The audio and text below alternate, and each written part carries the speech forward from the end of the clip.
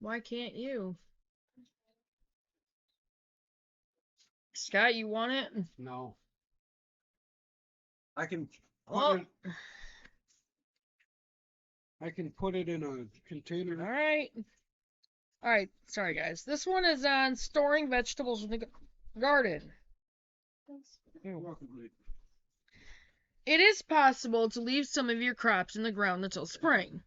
When the ground begins to freeze in the late fall, cover such crops as carrots, turnips, and beets with a heavy 18-inch thick mulch of hay or straw, except where the cold is severe, which would be 0 degrees Fahrenheit, -18 Celsius and below.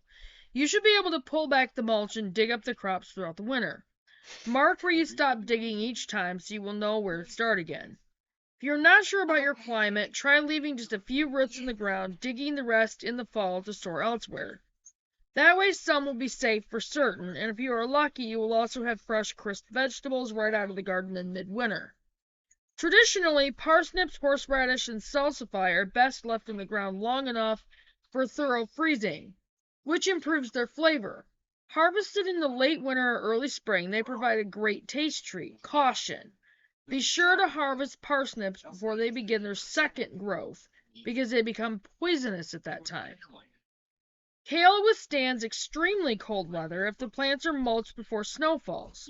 They will keep throughout the winter and be the first crop to grow in the spring. This crop can be important for your family's nutrition since in late winter and early spring, root crops are beginning to lose large amounts of vitamin C.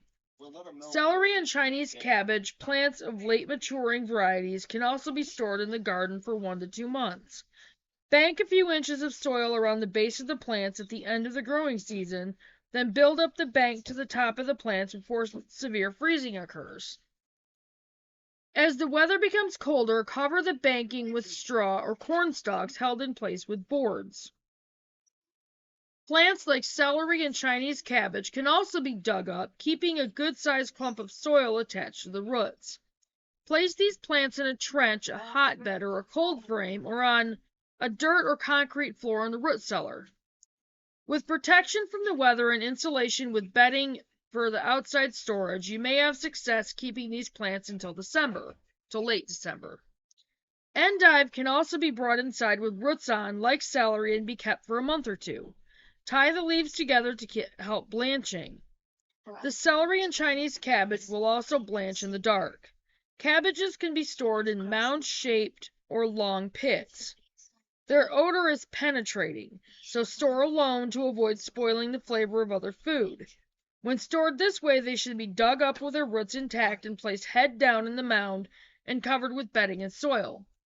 Another way to store cabbage plants is upright in a shallow trench, covered by a framework made of boards and stakes driven into the ground or a very thick covering of hay. Cabbages can also be hung up by their roots in a shed where they will not freeze, or keep them wrapped in newspaper in the root cellar. For healthy large green tomatoes ready to harvest just before frost, take the suckers off new plants 2 to 3 weeks after planting in the spring. Put them in a glass of water for several hours and then plant, watering liberally. These late plants will produce tomatoes timed just right for cold storage. And that was it for storing vegetables in the garden. And I'll go ahead and get this up there, and I will see you guys in a minute. Bye, guys.